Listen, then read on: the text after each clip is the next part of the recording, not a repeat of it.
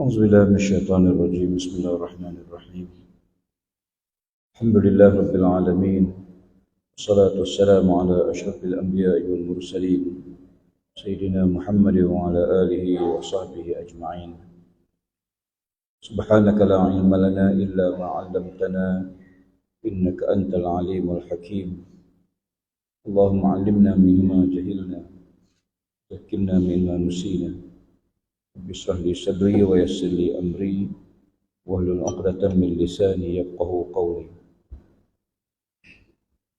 Fadil Pengurusi Majlis Abu Ahmad Dr. Abdul Khalil Abdul Hadi Hadi Dewan Negeri Batu Borok, saya hormati Malam Pengurusi Masjid Sakaman Nazmi, saya hormati tuan-tuan guru, para ulama, pegawai dan kaki tangan Masjid Terapung, hadirat yang dirahmati Allah sekalian. Alhamdulillah, pertama-tama kita panjatkan syukur pada Allah Subhanahu Wa Taala dengan limpah kurnianya pada malam ini dapat sama-sama kita beriktikaf, sama-sama kita duduk dalam majlis ilmu. Mudah-mudahan sedikit sebanyak akan menambahkan rasa dekat kita dengan Allah Subhanahu Wa Taala. Kadang-kadang kita ni boleh tahu kita rasa jauh ataupun dekat dengan Tuhan. Orang lain tak tahu, tapi kita sendiri kita tahu. Ada waktu-waktunya kadang-kadang kita rasa dekat sangat dengan Allah. Ibadah kita rasa lazat, semayang kita rasa khusyuk, kita rasa tenang jiwa. Tapi ada waktu-waktu kita rasa jauh dengan Tuhan, rasa jauh dengan Allah Subhanahu Wa Taala. Semayang kita rasa tak khusyuk, tak lazat. Ibadah kita pun kadang-kadang kita rasa tawar, kosong. Dan ini dirasai oleh semua manusia. Bila Khalifah Harun al-Rashid merasai benda yang sama waktu jadi khalifah, dia rasa jauh dengan Allah, rasa tawar, kosong jiwa. Harun Rashid ni seorang khalifah yang hebat, alim, cintakan ilmu dan mendampingi para alim ulama. Lalu dia memanggil pegawai dia untuk bertemu dengan Fudail bin Iyad untuk minta nasihat kepada Fudail bagaimana untuk dia rasa dekat dengan Allah. Jadi lalu Harun al-Rashid pergi rumah Fudail pada waktu malam. Dia membawa lampu suluh malam. Fudail malam tu dia tengok ada lampu cerah menuju ke rumah dia. Dan dia tahulah ini khalifah, Amirul Mukminin Harun al-Rashid. Lalu apa yang berlaku tuan-tuan sekalian? Fudail ini bila dia nampak khalifah datang rumah dia, dipadam lampu rumah dia. Pelik. Kita ni kalau khalifah datang, kita tambah lampu. Khalifah silap gayung tak apa dah.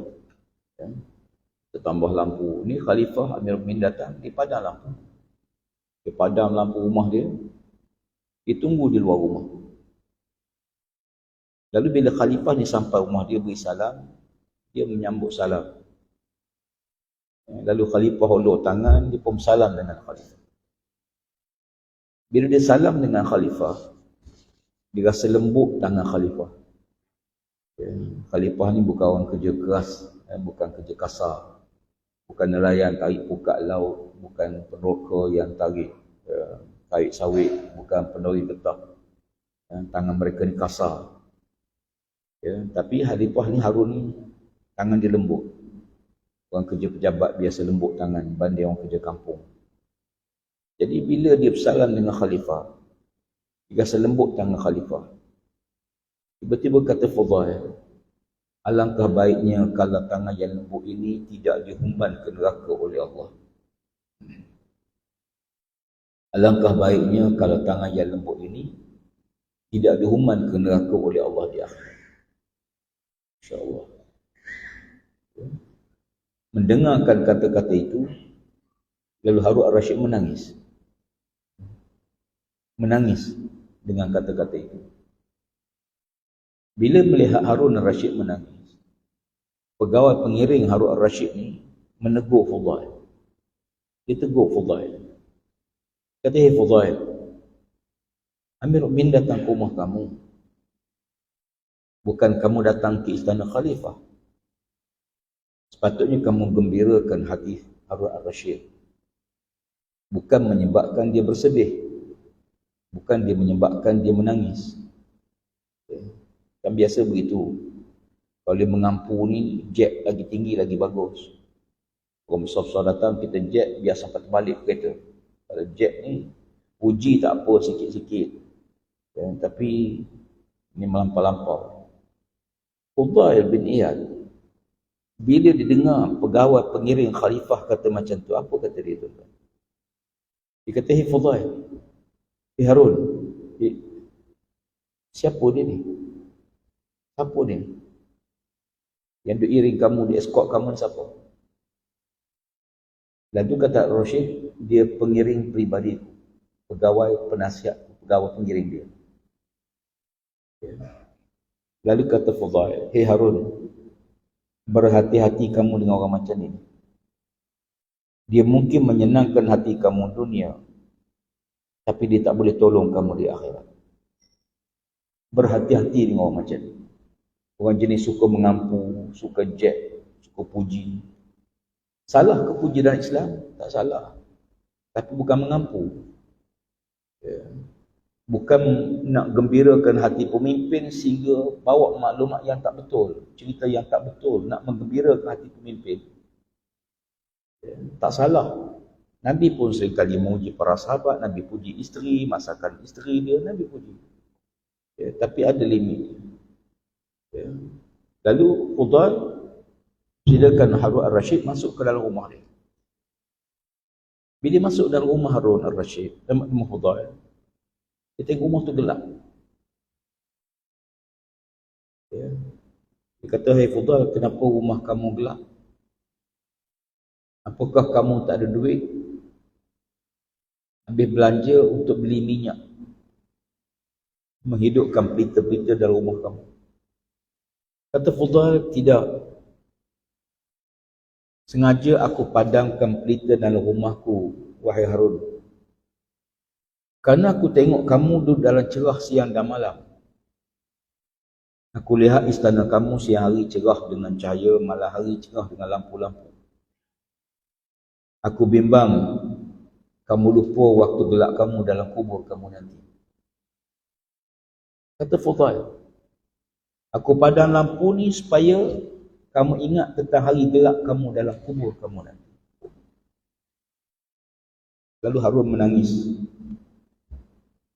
Setelah dia menangis, dia kata pada pegawai dia, "Marilah kita balik. Cukuplah aku dengan dua nasihat itu yang mendekatkan aku dengan Allah Ta'ala." Perlu kadang-kadang kita hidup ni tidak seronok gembira sepanjang masa. Kadang-kadang seronok tidak salah dalam Islam. Nabi dan para sahabat juga bergurau. Tetapi kadang-kadang mengingati mati itu ialah brek dalam hidup. Sebagaimana kereta ni kena ada brek. Kalau tak brek, langgar pokok terbabas. Kapal di laut pun kena ada brek. Kalau tidak, dia akan terlanggar, dermaga. Atau kapal terbang pun ada brek. Setiap benda tu ada brek. Manusia ni apa brek dia? Brek dia mati. Ingat mati. Mengingati mati tu menyebabkan kita brek. Nak buat salah, kita fikir nanti akhirat macam mana. Allah tanya aku macam mana. Nak buat sesuatu, kita akan ambil kira faktor hidup semula di akhirat. Hidup semula akhirat ni brek dalam hidup seorang mukmin. Tak kira siapa lah dia, sama dari politik ke, peniaga ke, usahawan ke, kontraktor ke, siapa ke. Allah Ta'ala dia buat manusia ni ada hidup yang dia kena jaga. Ada benda yang kita kena kontrol. Jadi benda yang itulah yang Allah Ta'ala turunkan panduan kepada kita semua. Supaya dalam kehidupan, sama ada pemimpin ke rakyat ke, hakikat hidup ini ialah hidup yang sementara waktu. yang menyebabkan kita akan pulun sesuatu, sebab kita tahu semua kita ni akan mati. Saya mati, tuan-tuan mati, Tok Imam mati, belakang mati, depan mati. Cuma kalau boleh tuan-tuan lah, dulu saya kemudian sikit pun tak apa. Hakikat sebenar hidup ni memang kena mati. Tapi mati bukan kesudahan. Ada orang ada masalah akhir terjun, bunuh diri. Malam kebetulan saya di Sabah.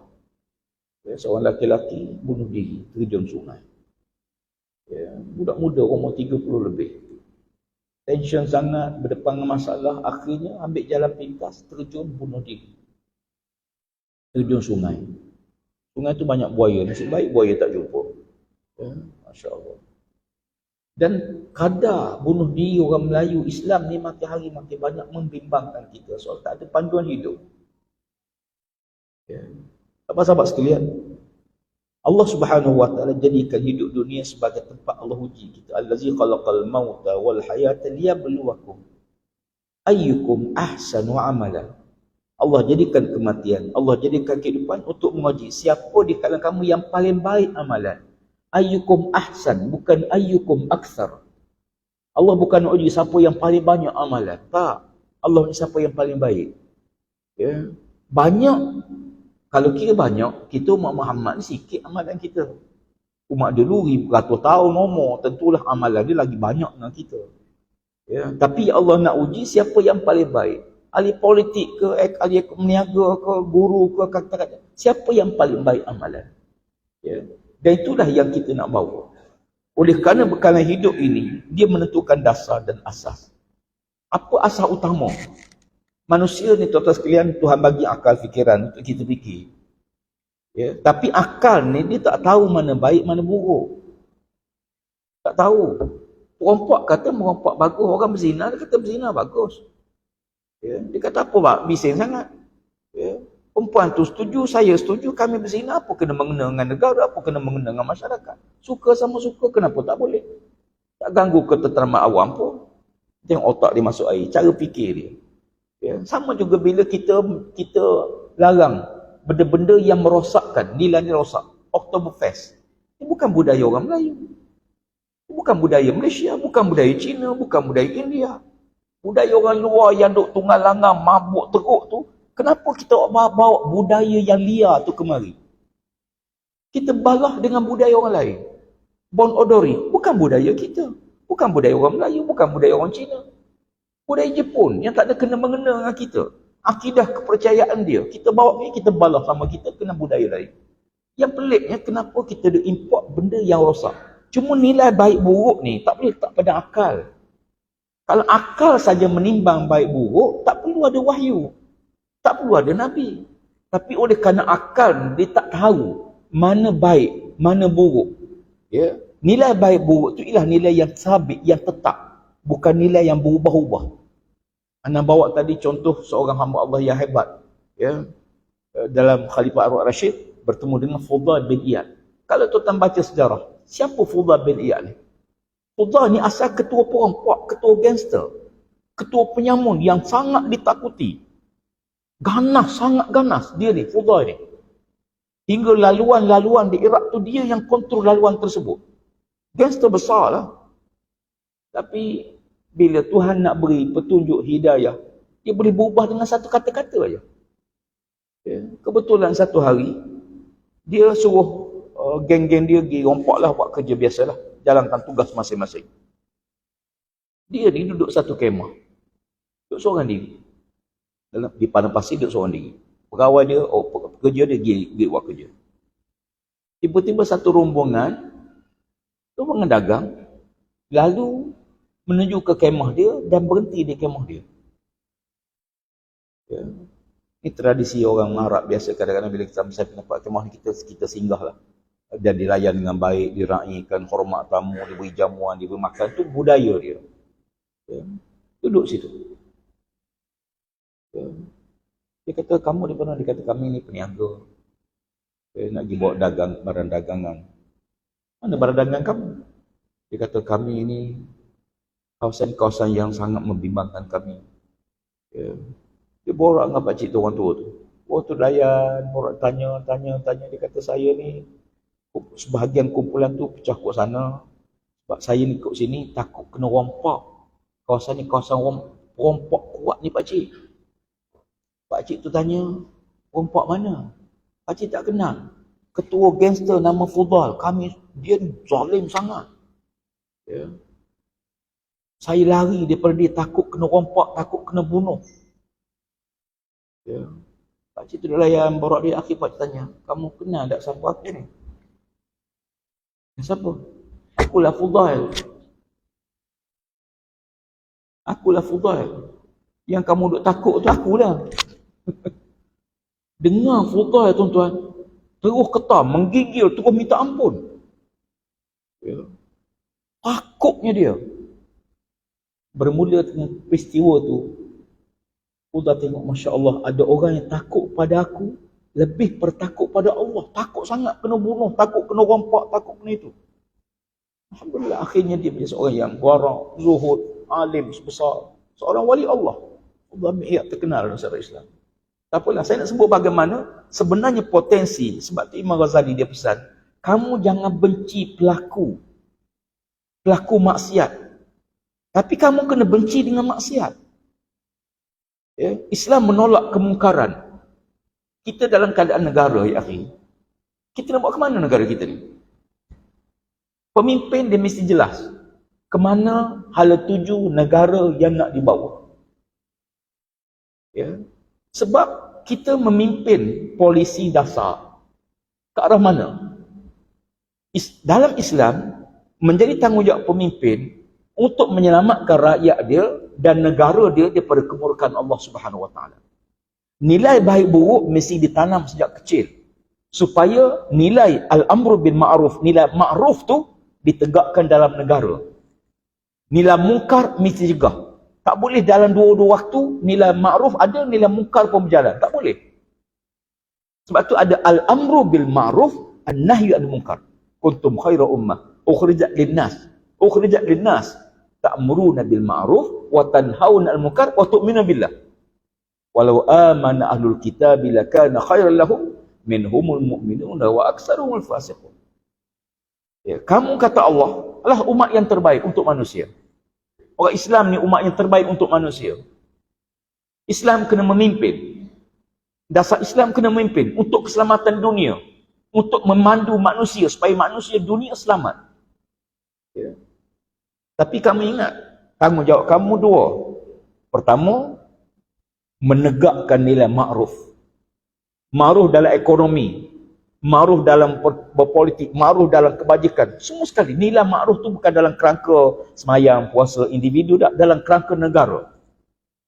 Dalam kerangka negeri. Apa nilai untuk membangunkan negeri supaya rakyat kita hidup dengan baik, berlaku keadilan ekonomi, berlaku pembangunan yang pesat, ada wawasan kehidupan supaya negara kita bukan saja maju fizikal, tapi maju dalam konteks kemanusiaan. Jangan tengok barat. Barat tu maju segi fizikal, tapi nilai kemanusiaan, nilai akidah dia hancur, tak ada apa. Ya, dia baik. Sebab tu kalau kita ambil ukuran negara yang paling rendah kadar rasuah di dunia, ya, top 5 tu negara Skandinavia. Sweden, Denmark, negara itu. Ya, bukan negara Islam. Ya. Tapi dia mungkin baik, tapi dia tidak soleh.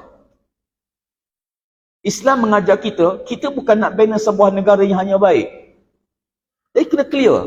Sebab tu saya beritahu seorang rakan yang non-Muslim, ya, bahawa sebagai pemimpin, kita mesti membina rakyat ke arah nilai yang baik dan cegah nilai yang buruk. Kalau nilai baik kita buat, nak negara yang maju, negara yang makmur, negara yang hebat, negara yang pesat, adil ekonomi semua, tapi di waktu yang sama nilai merosakkan manusia, rakyat, kita tak cegah, hancur negara tuan-tuan. Punah. Ya. Dan asas kepada nilai yang mungkar tu bukan kita yang tentu. Ni bagus Islam ni, Masya Allah. Tak payah tuan-tuan, kita payah, tak payah purah kepala fikir macam mana nilai mungkar. Nilai mungkar Allah beritahu. Apa nilai mungkar? Ya. Cuma bila manusia berada dalam satu sistem yang rosak, bertahun-tahun, berpuluh-puluh tahun, hingga dia tak rasa nilai tu dah rosak, dia tak rasa dah. Ya. Dia tak rasa bersalah. Sebab tu tuan-tuan lihat, Bila Nabi SAW diutus oleh Allah Subhanahu Wa Taala, Nabi bawa ajar Islam. Ya. Berlaku pertemuan? Ya. Berlaku pertemuan. Pertemuan akidah di antara musyrikin dengan ajaran Nabi SAW. Bila bertembung pertemuan akidah, dia akan berlaku pertemuan yang lain dalam hidup. Maka pada waktu itu, Abu Lahab, Abu Jahal dan sejarah para nabi-nabi menganggap bahawa Nabi SAW memecah belah masyarakat, memporak-perandakan masyarakat. Dulu sebelum Muhammad SAW diutus, kami hidup aman damai, harmoni, tak pecah masyarakat. Ya. Fir'aun pun kata macam tu pada Nabi Musa AS. Namrud pun kata sama pada Nabi Ibrahim AS. Ya. Pasal apa? Kerana sebelum Nabi datang, mereka mabuk semua. Ya. Satu tak? Satu mabuk belaka. Syirik, sembah berhala semua. Tuan. Sebab tu kena betulkan konsep bahawa perpecahan dalam arti kata, dalam pandangan syarak, jauh beza pecah belah dalam konteks tamadun manusia. Ya. Sebab tu bila Islam datang membawa nilai-nilai tersebut dan bertembung, mereka biasa minum arak, tiba-tiba kata tak boleh minum arak. Pasal apa? Kerana bagi kita, kita ada asas yang Allah Ta'ala gariskan pada kita. Ya. Alhamdulillah.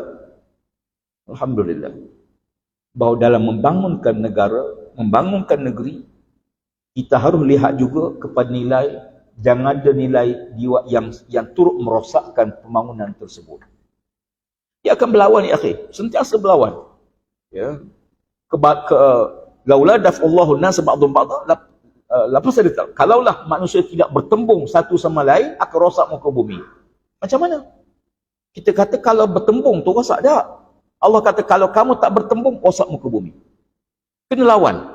Maksudnya, kalau kita orang baik, membiarkan kemungkaran dan negara itu akan punah. Ya.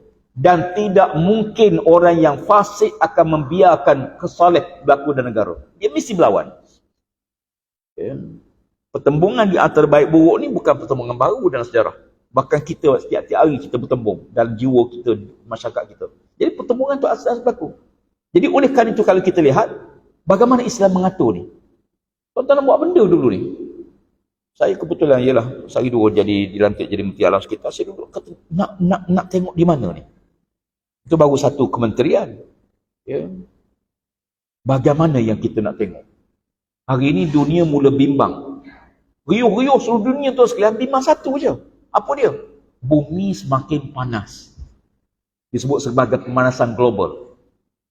Bumi semakin panas. Ya. Panas berapa? Siapa ukur? Diukur daripada 1824 zaman revolusi. Industri mula berkembang. Dunia mula buka kilang-kilang yang banyak. Menyebabkan berlakunya pelepasan karbon yang hari makin banyak dunia. Yang akibat daripada bumi yang semakin panas, lapisan ozon makin menipis dan sebagainya. Banyak kesan-kesan. Banyak mana? 1.1 darjah Celsius. 1.1 darjah Celsius saja. Dunia mula letak unjuran. Kalau tak buat apa-apa tahun 2050, bumi akan panas 1.5 darjah Celsius. Naik 0.4 darjah Celsius. Ya. Jadi 1.5 darjah. Apa masalahnya? Naiklah 2 darjah, 3 darjah. Kita rasa gitu. Implikasi kepanasan ni orang mula tinjau. Ya. Apa yang bimbang sangat ni? Dia kata di kutub utara, kutub selatan akan cair, air batu akan cair. Bila air batu cair, parah laut akan naik. Bila parah laut akan naik, bandar-bandar tepi laut akan tenggelam. Kuala Terengganu akan tenggelam. Maldives akan hilang dalam peta. Tahun 2100 ni ada satu penulisan. Diunjurkan kenaikan daripada 5 meter ke 15 meter air laut. Masya Allah. Kalau 15 meter tuan-tuan, tinggi mana ni? Bukan laut. Semua sungai-sungai, aliran laut ni. Air laut akan naik sampai ke mungkin 1 kilometer, 2 kilometer ke darat. 2 kilometer akan menyebabkan semua kawasan pertanian akan masin. Mati habis. Dia mula kaji. Apa lagi? Udara makin menipis. Sekarang, semalam baru laporan daripada China. China mula lihat tahun ini, negara China akan menerima kepanasan yang sangat luar biasa. 45 darjah Celsius ke atas berapa bulan. Ini digambarkan. Akhirnya berimpullah pakar-pakar dunia, apa nak buat, macam nak buat. Ya. Nak kurang jangan panas. Semayang tak juga. Ya. Minum arak, berzina. Dia takut panas dunia. Yalah, kita pun betul. Memang kita buat mitigasi perubahan iklim. Semua negara bagi komitmen supaya kita tidak dapat kontrol pelepasan karbon negara. Bolehlah kita buat. Saya bila tengok, Masya Allah, Rabbi, ya ayyuhallazina amanu, ku anfusakum wa ahlikum nara, wa quduhan nas wal hijarah, alaiha malaikatun ghilazun shidadun, la ya'suna Allah ma amarahum, wa yaf'aluna ma yu'marun. Ya orang beriman, selamatkan diri kamu dan keluarga kamu daripada kepanasan neraka yang bahan bakarnya, na'udzubillah, bahan bakarnya Allah sebut manusia dan batu-batu. InsyaAllah. Ya. Sebab itu Islam datang mendidik kita. Kamu kena ingat bahawa kalau kita bina saja, kita biarkan elemen yang rosak dalam masyarakat, pesta-pesta maksiat yang merosakkan, ya, pesta-pesta arak yang menggila tak dibendung, kemungkaran tak dibendung, apa makna kita bina? Saya dulu kebetulan cerita dalam keluarga. Tok saya dulu tanam padi. Ya. Orang panggil cedung padi. Dia ambil anak padi tanah. Abang saya kebetulan masa tu, dia ialah umur dah 4-5 tahun. Pergilah ikut ke paya tu. Tok ni tanam satu. Dia di belakang, dicabut satu dicabut. Dia ikut belakang, dicabut. Cabut anak padi. Orang tua ni sampai ujung tu, bangun, betul pinggan tengok. Cucu tengah cabut. Seorang tanam, seorang cabut, tak siap. Apatah lagi kalau 5 yang membangun, 10 yang nak meruntuh. Jadi, ya. Kita, di waktu yang sama, kita harus akui bahawa pembangunan negara, masyarakat, manusia perlu diterus. Cabaran sentiasa berubah. Ya. Saya ni lama dah hidup, 50 tahun. Saya dapati setiap zaman manusia, mak ayah mula bimbang tentang anak dia. Setiap zaman. Dan setiap zaman ada cabaran sesuai dengan zaman itu. Zaman kita, cabaran sesuai dengan zaman kita. Kata Sayyidina Al-Khattab, didiklah anak kamu dengan ilmu yang sesuai dengan zamannya, kerana kamu tidak ada zaman dia. Dulu kita tak bagi anak kita duk main telefon. Sekarang kita beli untuk anak kita telefon. Naik COVID kita beli pula, kita beli. Pasal apa? Keperluan, keperluan. Dulu kita kontrol, tak boleh tengok wayang. Saya sepanjang hidup tak pernah tengok masuk panggung wayang. Tak boleh tengok wayang. Ya, kemudian ada televisyen. Sekarang ni semua. Ya, tak ada limit. Cabaran sesuai dengan zaman. Tetapi apa yang kita nak bina? Allah tak tinggal 2 perkara. Ya, Allah tak kata kamu suruh yang ma'ruf, kamu cegah munkar, tak. Tapi Allah sebut satu lagi asas. Wa tu'minuna billah. Kau beriman dengan Allah. Inilah yang menyebut kata Allah. Kalau ahli kitab itu beriman dengan Allah, mereka lebih baik pada kamu. Allah Ta'ala beritahu, kalau ahli kitab, Yahudi, Nasrani sebagainya, kalau mereka ni beriman dengan Allah Ta'ala, mereka lebih baik pada kita. Tapi kenapa mereka tak lebih baik? Sebab mereka tak ada iman. Pergi ke Jepun tengok, negara-negara lain. Kebersihan. Malu kita. Ya. Kita buat pasar malam, pasar minggu, kita tengok sampah dia. Ya. Masya Allah. Sampah dia biar. Ya. Plastik dibuang. Ribuan ikan, ribuan penyu-penyu ni mati kerana sampah plastik ni. Ya. Banyak tuan-tuan, polisterin. Bila dia hancur, dia masuk dalam air, sampai ke laut, ikan ingat makanan. Penyu ingat makanan. Bila dia mati, kita belah perut dia, penuh plastik, polistirin dalam perut dia, tak hancur. Ya. Apa nak buat tuan-tuan? Ban plastik. Ayah. Yelah Malaysia kita roadmap kita tahun 2030 kita tak guna lagi plastik single use ni. Sekali guna. Ya. Tapi hari ni orang mula. Kita orang Islam, asas tu duduk pada kita. Apa lagi agenda untuk ni alam sekitar? Dia kata kurangkan pembaziran tenaga. Pasal apa? Dia kata banyak guna tenaga, logi terpaksa double. Bila logi banyak menggunakan tenaga, maka logi akan banyak keluar karbon. Kita tutup lampu-lampu tak pakai, menyebabkan karbon akan kurang. Emission karbon, perpasan karbon akan kurang. Betul dengan Islam? Memang selaras dengan Islam. Islam lama dah beritahu. Innal mubazzirina kanu ikhwana syaitan. Bazir itu saudara syaitan. Masya Allah. Tapi kita dalam wuduk. Masya Allah. Rumah-rumah kita. Pembaziran tu sepatutnya orang Islam jadi model. Yalah sikitlah. Kebetulan menteri alam sekitar, tak sentuh alam sekitar, tak edit pula kan. Tapi asasnya sama je. Apa dia? Ambillah apa bidang sekalipun. Asasnya, kata Allah, kamu beriman dengan Allah. Inilah yang ada kekuatan kepada kita.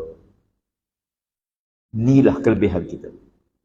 Iaitu, kita tidak rasuah, bukan sebab takut masuk penjara.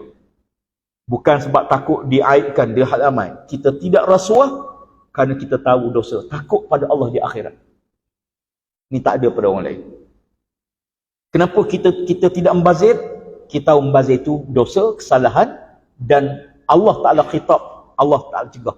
Kita elak ni kerana kita beriman dengan Allah. Sebab tu kita baik kata Allah. Makna lebih baik kita ni betul-betul duduk pada paksi keimanan kita pada Allah Subhanahu Wa Ta'ala.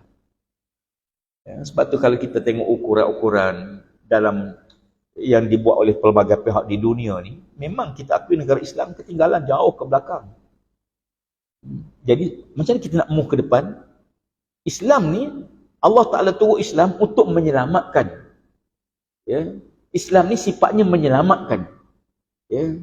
Menyelamatkan manusia, menyelamatkan negeri, menyelamatkan negara, menyelamatkan alam, menyelamatkan sifat Islam tu sendiri. Ya. Ya. Sebab tu Nabi SAW berkata, aslim taslam, Islam kamu akan selamat. Alam sekitar, Islam, kamu akan selamat alam sekitar. Ya. Sebab semua tu digaris. Almarhum Tok Munir Aziz disebut, dia kata, kalau kita boleh kagum dengan dunia barat, dianggap negara maju, memerintah dunia, memerintah negara dengan akal fikiran semata-mata, tak ada panduan. Kita orang Islam, Allah bagi akal, Allah bagi iradah, Allah bagi tenaga, Allah bagi panduan pula wahyu. Allah hantar pada kita Nabi. Nabi wafat, wahyu tak musnah. Quran tak musnah. Pasal apa? Kamu tetap perlu benda ni. Panduan ni kena perlu. Ya. Dalam pepatah kata, kamala tahta sabil illa bidailin. Kamala tahta sabil illa bidailin. Sebagaimana kamu tak mungkin jumpa jalan betul, mereka ada dail, ada tanda-tanda, signboard. Signboard ni mandu kita. Oh, Islam ada panduan, Masya Allah. Ya, sebab tu Kat Stibor, Yusuf Islam, dia asal dia mencacak agama, masuk Kristian macam-macam. Bila masuk Islam, kata apa? Masya Allah. Dia rasa Islam ni, orang Islam ialah orang yang duduk atas mutiara yang mahal, yang sangat mahal harga. Kita duduk atas mutiara yang sangat mahal harganya. Tapi sayang, kita tak tahu nilai mutiara yang kita ada. Bila tak tahu, kita meraba-raba mencari masalah. Ada masalah dadah, kita minta daripada mereka sendiri pun dia ada masalah tak selesai. Kita kena kembali. Lepas tu bila Tuan Guru, Tuan Jabir disebut, dia kata, kenapa kita boleh terima dasar polisi yang sangat asing bagi kita? Kita berterima kapitalis. Kapitalis bukan lahir di Malaysia, bukan lahir di negara kita. Lahir di barat hasil korupsi yang berlaku. Hasil tidak puas hati segolongan. Lahir sistem tu, kapitalis ke sosialis, lahir daripada sistem rasa tak puas hati. Ya, tak puas hati golongan awam pasal apa? Kerana kekayaan dibolong satu golongan. Pokok kapitalis. Yang ada modal, maka mereka monopoli. Maka orang miskin yang tak ada modal tak ada peluang. Ya, tak ada peluang. Maka keadilan sama rata. Kononnya bagi dia tu adil. Bila sama rata. Negara, milik negara semua. Negara, kita bekerja, pulang negara, negara yang akan adil. Adil tak? Kita rasa, macam adil. Tak. Islam tidak menganggap itu adil. Keadilan bukan sama rata. Keadilan ialah memberi kepada yang berhak. Ya. Adil itu kita beri kepada hak kepada yang punya hak. Bukan sama rata. Ya. Islam menolak fahaman kapitalis dan menolak fahaman sosialis. Habis Islam apa dia? Islam bagi hak milik. Kita boleh milik harta suami, ayah, milik harta, milik kita. Milik itulah yang menuntut kita harta kena keluar zakat. Wajib. Bukan sunat. Wajib keluar zakat. Dan orang Islam bangga kalau dia boleh keluar zakat. Ya. Macam yang berlaku pada zaman-zaman tabi'in. Bila mereka meniaga, kira-kira tiba-tiba tak cukup zakat. Menangis dia, sedih dia. Pasal apa sedih ni? Tak cukup nisab nak keluar zakat. Sedih. Apa sedih? Tak boleh keluar zakat. Sedekahlah. Sedekah lain. Sedekah pahala sikit. Zakat pahala banyak. Sedekah sikit pahala. Zakat besar pahala. Ya. Tak akan sampai bila-bila pun amalan sunat tak mungkin mengatasi pahala amalan wajib. Ya. Tuan-tuan bagi sedekah 1,000. Tuan-tuan bayar zakat RM10. Mana besar pahala? Besar pahala zakat RM10. Sedekah dengan pinjam. Kata Nabi SAW, orang beri pinjam 26 kali ganda pahala lagi berbanding orang beri sedekah. Kita ingat sedekah besar pahala. Tak, beri pinjam tu lagi besar. Oh, kalau gitu Ustaz, tak jadilah saya nak bagi pinjam. Hutanglah. Cadang-cadang tadi nak bagi sedekah je. Dah Ustaz kata macam tu, tak jadi sedekah lah. Beri pinjam je. Tak. Ada orang yang memang kita boleh bagi pinjam. Ada orang yang kita tak boleh bagi pinjam. Kena sedekah terus. Orang miskin, susah, tu tak bagi pinjam dia. Tahu dah dia tak boleh bayar, sedekah je. Atau orang ni memang tak akan bayar, sedekah je terus. Ya. Tambah-tambah zaman sekarang. Ustaz pinjam siap nak bayar lusa. Saya kata lusa tunggu je lah. Confirm tak bayar tu. Jadi Islam datang dalam keadaan kita bagi hak macam nafsu. Semua orang ada nafsu. Keinginan nafsu. Islam tak menyekat nafsu, tapi Islam mendorong nafsu. Nafsu kelamin. Kahwin. Tak cukup 1, 2. Tak cukup 2, 3. Tak cukup 3, 4. 4 ni tidur surau dah tuan-tuan. Islam tak pernah sekat. Dalam pemilikan harta, isteri boleh milik harta. Isteri ada hak dia untuk bikin, suami bagi harta dia. Masya Allah. Ya. Apatah lagi dalam sistem hidup. Jadi isu sekarang ni ialah hala tuju. Kita berada pada marhalah membina keyakinan terhadap sistem Islam. Kita berada hari ini, tanggungjawab kita semua yang hadir, yang tak hadir, yang dengar sebagainya, mari kita bina keyakinan ummah kepada sistem Islam yang Allah turunkan. Ini sistem terbaik untuk manusia. Ya. Islam atau bukan Islam. Ya. Sistem terbaik. Keadilan yang paling baik ialah keadilan Islam. Tapi kita kena bina keyakinan. Sebab musuh-musuh Islam sejak ratus tahun mengikis keyakinan. Tashkik. Agenda untuk meragukan orang Islam dengan ajaran Islam yang dibawa. Dia orang Islam.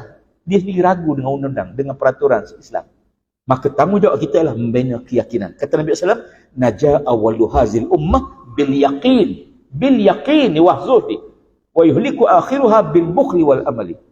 Berjaya generasi awal sebab 2 perkara. Pertama, mereka yakin. Yakin sungguh-sungguh. Pergi perang. Serupa duduk rumah. Kalau Allah takdirkan mati, duduk rumah mati, pergi perang mati. Kalau takdir tak mati, pergi perang macam mana pun tak mati. Yakin rezeki. Rezeki tak pernah silap alamat. Tuan-tuan tak perlu berisau. Rezeki tak pernah silap alamat. Ada masa Allah tangguh. Kan tak sesuai waktu tu Allah bagi pada kita. Ada masa Allah bagi sikit. Kenapa? Kalau Allah bagi banyak, dia akan rosak. Ya. Mintalah. Allah Ta'ala dia suka kita minta lagi panjang doa lagi, Allah suka. Ya, lagi panjang lagi suka. Kadang-kadang kita ni malas baca doa panjang-panjang. Ya, kadang kat tangan ya Allah macam biasa lah ya Allah. Tentu je. Macam biasa. Ya. Allah Ta'ala disuka. Pasal apa? Bila kita doa ni tuan-tuan, doa ni makna kita bergantung, ya Allah, kamu. Pasal apa? Kita yakin Tuhan Maha Pemurah. Kita yakin Tuhan mampu. Sifat itulah yang Allah Ta'ala suka hamba dia, letak putus jazam dia dengan Allah Ta'ala. Usaha kita usaha lah. Ya, usaha. Untuk makluman tuan-tuan, keputusan pilihan 15 dah ada. Dah ada di Lauh Mahfuz. Dah ada dah. Ya. Cuma Allah tak beritahu je. Pasal apa? Supaya kita berusaha. Tuan-tuan buka kedai, rezeki tuan-tuan Allah tetap dah sebelum lahir lagi. Tentu dah. Cuma Allah simpan. Kenapa? Supaya kita berusaha. Tuhan beri pahala bukan kerana hasil. Tuhan beri pahala kita kerana usaha kita tu. Bila dia azan, orang mari tak mari dapat pahala dah tuan-tuan. Ya. Dapat pahala dah bila. Ya. Azan dia dapat pahala terus. Ya. Makna kebaikan. Kita tanam pokok. Saya mula-mula tengok pasal apa banyak hadis tanam pokok. Ya. Kebetulan kita alam sekitar ni banyak pokok kan. Ini hijau, green. Green life. Kehidupan hijau. Sekarang ni 100 juta pokok kita kena tambah. Negara kita ni offset karbon kita masih rendah tuan-tuan. Kita ada lebih kurang 75 juta tan lagi pelepasan karbon kita yang belum diserap oleh pokok. Ya. 75 juta tan. Macam mana timbang? Saya pun tak erti tapi adalah kaedah formula dia. Ya. Tanam pokok. Bila tanam pokok saya tengok ada yang Islam. Ya. Ma min muslim yaghrisu gharsan aw yazra'u zar'an fayakulu minhu tayran aw bahimatan aw insanan illa kana lahu bi sadaqah. Masya-Allah, kita belajar dulu kat tempat dulu hadir ni. Mana-mana orang mukmin, min muslim, mana-mana orang Islam kata Nabi SAW, menanam pokok, pokok menjala ke, pokok batang ke, lalu dimakan, fayakulu tayran, burung mari hinggap, burung mari makan, aw bahimatan atau binatang-binatang yang melata atau manusia ambil, semua tu diberi pahala sedekah oleh Allah Subhanahu Wa Taala. Masya-Allah. Insya-Allah. Azan dulu ke? Terus. Kalau terus sikit lagi. Tapi dulu ke nak azan? Tak apa. Tunggu dulu. Okey. Terus sekalian, seorang pakcik umur 75 tahun. Dia tanam musangking, duk tanam musangking. Dia tanya pakcik, buat apa tu? Dia kata tanam durian Ustaz. Musangking ke? Musangking lah. Sekarang musangking. Ya. Musang semua dah, tak ada binatang lain. Saya tanya dia, sempat ke makan? Umur 75 tahun baru nak tanam, sempat ke makan? Saya tarik dengan jawapan dia. Dia kata, Ustaz, kalau nak makan buah rasa macam tak ada dah. Tapi kalau nak makan pahala rasa sempat lagi. Kalau nak makan buah dengan umur 75 tahun baru nak tanam rasa tak ada dah. Tapi kalau nak makan pahala, insya-Allah sempat lagi. Dia orang mukmin. Jauh kawasan dia. Dia bukan tengok buah tu, hasil buah tu. Jauh lagi ke depan. Pahala hasil yang ditanam. Jadi kita orang mukmin akhir. Kita pertama, kita kena bina keyakinan. Yakin. Tak ada sistem terbaik melainkan sistem yang Allah turun. Tak ada agama terbaik melainkan agama yang Allah turun. Tak ada peraturan terbaik melainkan peraturan yang Allah turun. Cuma kita terpisah lama. Lama terpisah dengan sistem tu. Macam anak kita lah 6 bulan kita tinggal pada pengasuh, kita pergi Mekah 6 bulan katalah contoh. Kita balik tu, kita panggil anak kita tak mari dah kan? Tak nak mari dah. Ya? Kita ambil dia, menangis dia. Baru 6 bulan, kita dah ratus tahun pisah dengan Islam ni. Ratus tahun. Maka kita bina. InsyaAllah, anda yakin. Keyakinan tu makin hari makin baik tambah. Yang kedua, kesimpulan kedua, bahawa dalam kehidupan kita seharian ni, usahalah, ikhtiar-ikhtiarlah. Jangan lupa bahawa yang menentukan segala-galanya punca duduk pada Allah Subhanahu Wa Taala. Jangan duk puji manusia sampai lupa pada Allah. Ada seorang raja, raja mahkota, raja muda satu negeri. Ya. Dia ni minat. Dia satu hari dia jalan keluar negara, dia tengok anjing mainan tu, anjing tu cantik anjing tu. Dia minat pada anjing tu. Dia belilah. Dia beli anjing tu, balik rumah dia. Balik ke istana, dia panggil dia punya budak-budak pekerja dia. Dia kata, kamu jaga ni, aku sayang anjing aku ni. Jaga baik-baik. Jadi pekerja dia jagalah buat tempat duduk apa semua. Jadi dimandikan. Jadi berapa bulan kemudian dia teringat anjing dia beli tu. Satu hari dia teringat anjing dia. Lama dia tengok. Dia pun masuk. Dia pergi belakang istana, dia buka pagar, dia masuk. Bila dia masuk, anjing tu terekam, dia salak dia. Anjing tak kenal tu raja. Anjing terekam, dia salak dia, bertempik dia kata.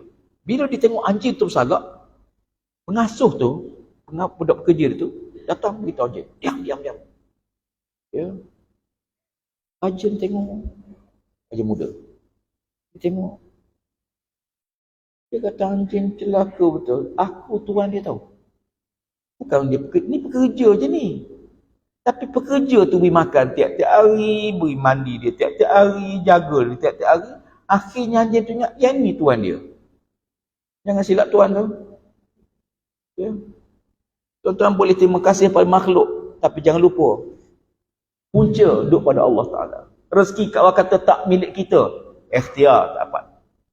Tapi jaga hubungan dengan Allah. Jangan tak ada masa dengan Allah, nanti Allah tak ada masa dengan kita. Jangan tak ada masa dengan Allah. Hak Allah bukan banyak pun. Ya. Hak pada kita. Ya. Hak semayang. Bukan sepanjang waktu, 5 waktu sehari. Musafir boleh jamak pula, Masya Allah. Boleh kasar pula. Jangan jamak takyah, jamak 2 je. Takdim, takhir. Tak ada takyah. Ya. Ya. Orang mukmin. Yang kedua tuan-tuan, kata Nabi, kejayaan jenis awal, mereka zuhud dengan dunia. Zuhud bukan mana pakai copan camping. Ya. Bukan pakai selipar terbalik, baju koyok-koyok. Tu bukan zuhud, tu sesak. Sesak lain, zuhud lain. Kata Sayyidina Ali bin Abi Talib, zuhud ni ialah orang yang Allah bagi dunia. Dunia dan segala isi dunia pada dia. Tapi dunia tu tak pernah masuk dalam perut dia. Kita gunalah. Rezeki kita gunalah. Tapi jangan sampai berkira sangat. Siapa berkira, Allah berkira dengan dia. Kan ada 3 amalan yang tak boleh tinggal setiap hari. Pertama, jangan tinggal sedekah setiap hari. Yang kedua, jangan tinggal Quran setiap hari.